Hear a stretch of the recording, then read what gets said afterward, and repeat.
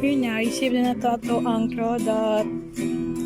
Ka-deliver lang karon. Ito, unboxing. Daming daming plastic. Pabubble wrap siya, guys. Here it is from Facebook.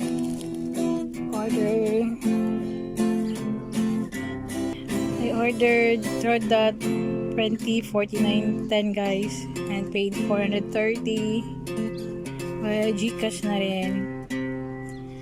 Meron siyang keychain. So, na siya guys. Ato siya try guys, og stamp against the light naman.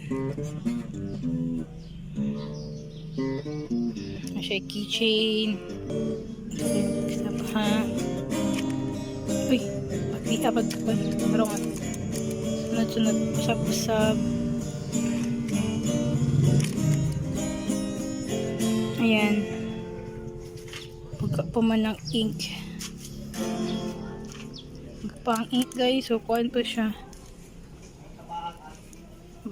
Hindi pa kayo siya klaro. And that's it guys. Thank you for watching.